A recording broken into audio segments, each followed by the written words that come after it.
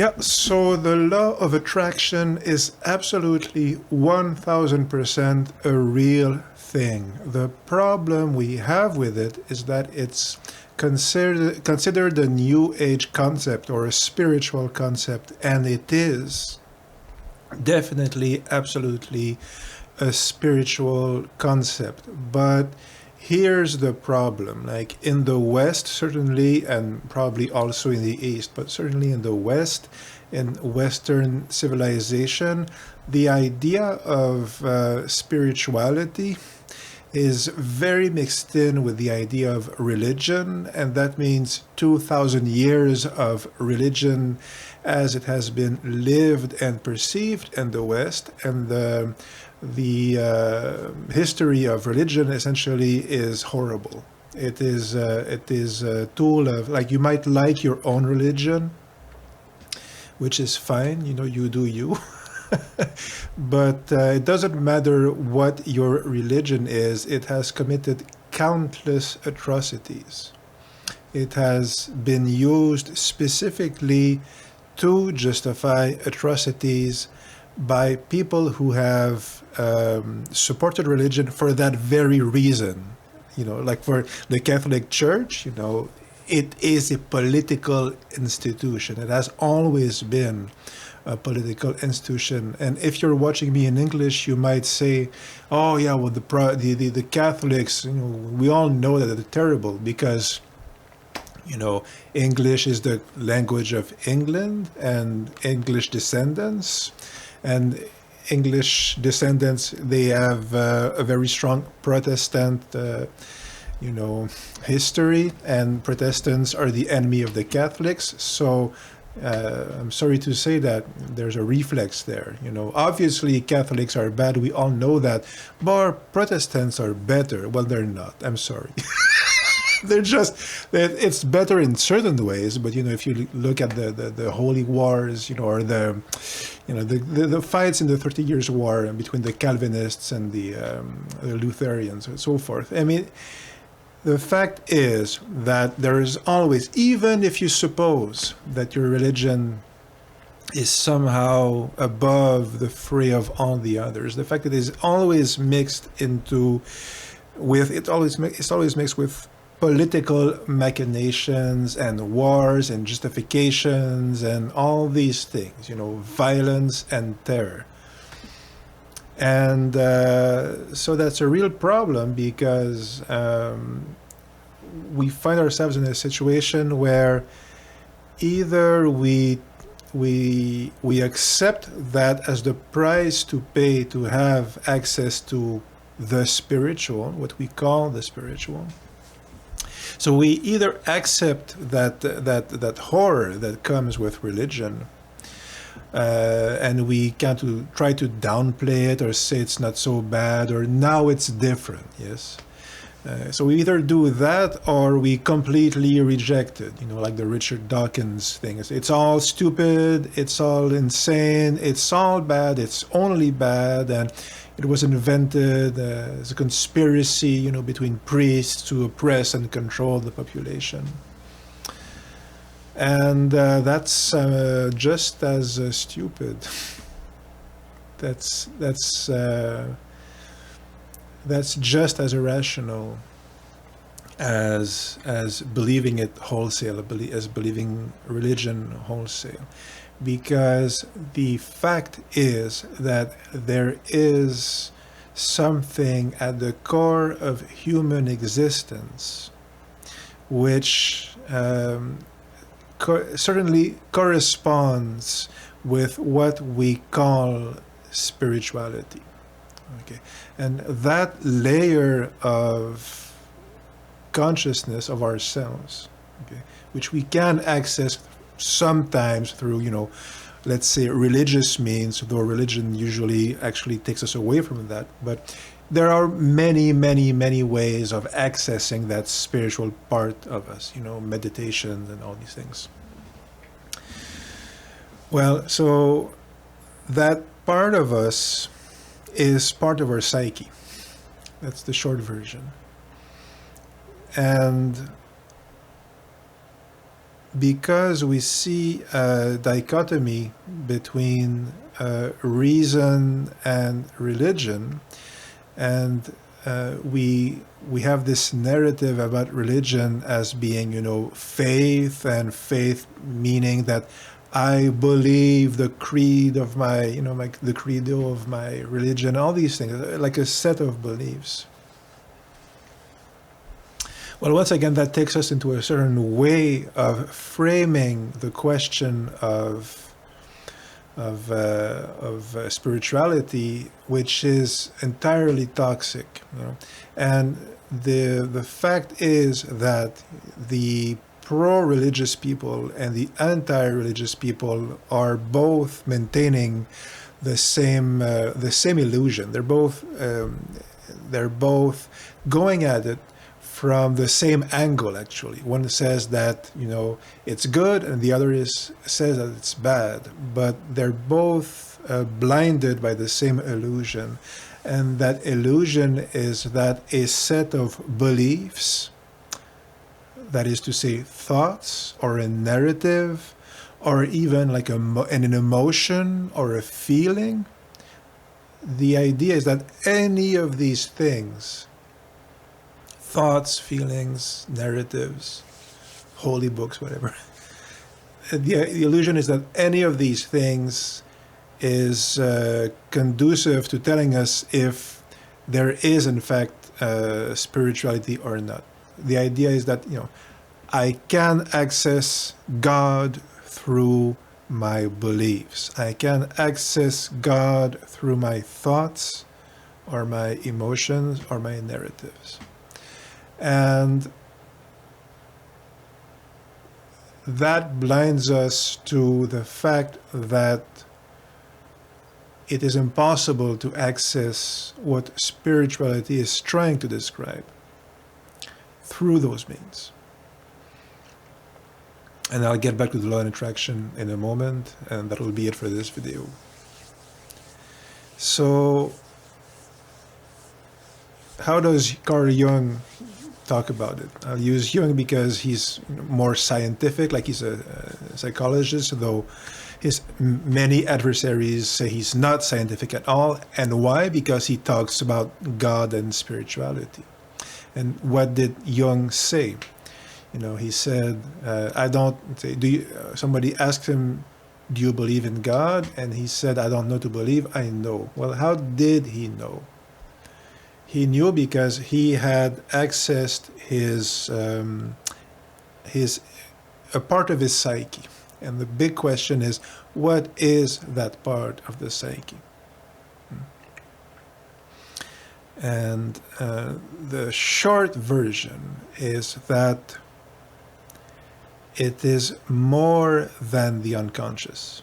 It is deeper than the unconscious. He called it, he talked about like personal unconscious and universal, like unconscious. I forget the expression, but the common unconscious. I forget the expression, but it's very famous, very well known.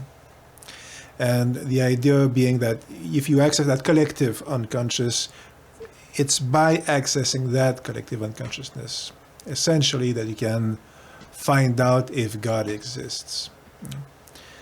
So,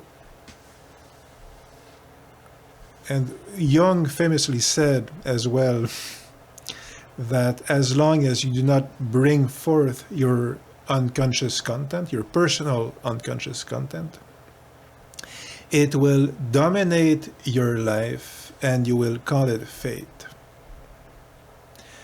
And the core thing here is that the law of attraction is always working, and there is a very simple psychological, well, not simple, but there is a non-religious, certainly, way of talking about it, which is that Jungian perspective, which is we have things buried in our unconscious, our personal unconscious, and these are projected in our life, and these manifest the life we have. And when people try to go, like The Secret, they try out the law of attraction, manifestation methods, techniques. Well, very often you can have great success with easy things, like spectacular success with easy things. And I've had them. I've had them like plenty of time. Like books, for instance, like spectacular results with looking for books. Story for another day. But when you try to change, like for money, for instance, which is a very frequent manifestation desire, you know, like having lots of money, or the so-called specific person, like a love, like love and money. Well, most people are either trying to get one or the other or both, but they tend to fail. It usually doesn't work. And why is that? Well, the short version is because your unconscious is resisting it. Because the law of attraction is you're not attracting what you want, you're attracting what you are. Life is projecting back to you what you have inside you. And what is the link with spirituality and quote unquote religion? Well, certainly spirituality is that what you have inside you, which the world is projecting back to you, includes something that is so deep and so profound and so universal that the only words we have really to express it are words like, you know, religious or spiritual or numinous or things like that. And it is a spectacular fact, it is an absolute miracle that life does indeed reflect these thoughts and desires and so forth. And maybe it's partly because our perception picks up, you know, I was looking for books, so my mind picks up those books. But if I were to tell you that story, which is again a story for another day, but I found a stack of books I was looking for. I was looking for one James Bond book, and I found a whole stack of them. Plus a bunch of Star Trek books, like the next day. And it was a very spectacular scene. You know, it's a whole story.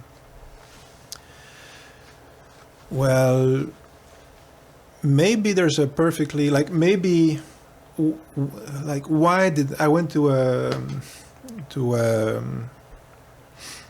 you know, like a flea market, and that's where I found those books. Well, why did I go to that flea market? My intuition told me, oh, it would be good to go there. Okay. And where did my intuition get that information? Well,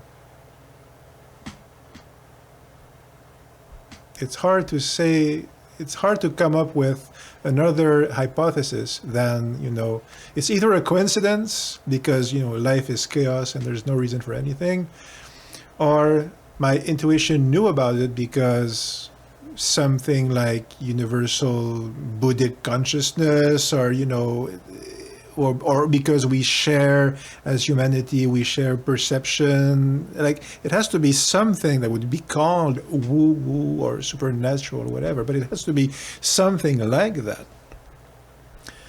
And very often the problem we come up with is that we definitely want to give a precise explanation. Like, for instance, my intuition told me to go to the flea market and find those books.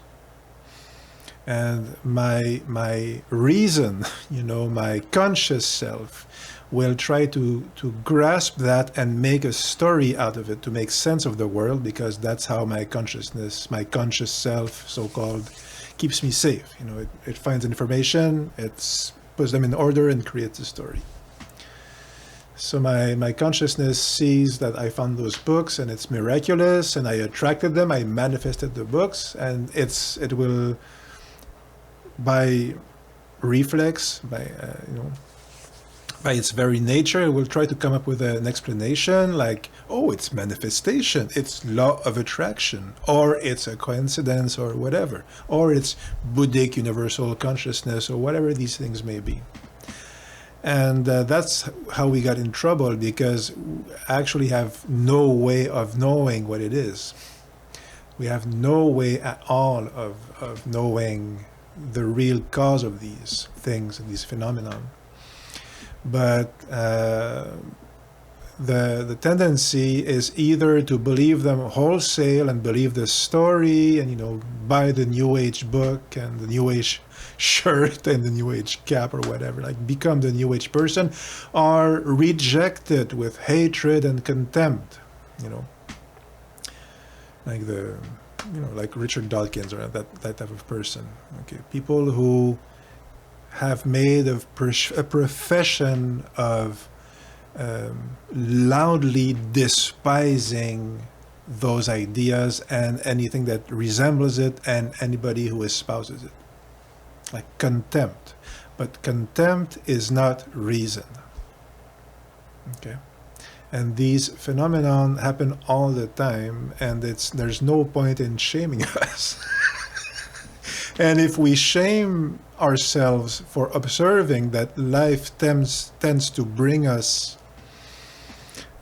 for instance, those books, well, we are greatly at risk of ignoring the fact that life always brings us, or seems to very often bring us, exactly what we believe we deserve or are, and tends to reinforce the quite frequently unconscious stories we tell about ourselves. You see. And it is very useful to start acknowledging that, yes, there's absolutely something there, like the so-called law of attraction. And it is partly psychological, and it seems to include something which we could call spiritual.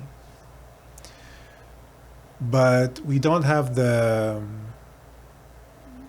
wisdom and level of consciousness and knowledge, and we have none of the necessary tools at this point of history, in history, to know what it actually is. All we can say is that there seems to be something there.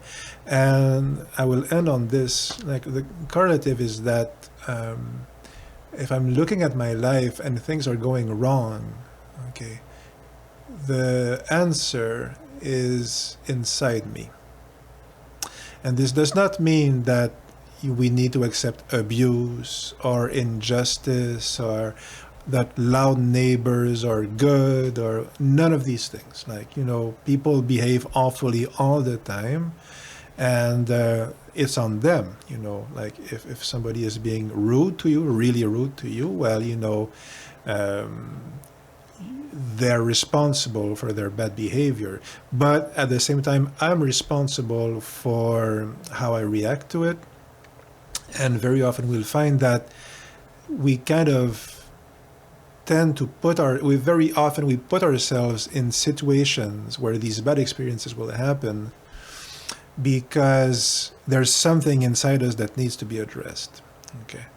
So I will end it here, but it is safer to presume that whatever happens in your life, okay, it's safer to presume that you did, sad to say, you did attract it. I mean, there are accidents and there are bad things and that happen, and it does not mean that you deserve it, but it might mean that you think you deserve it, you see.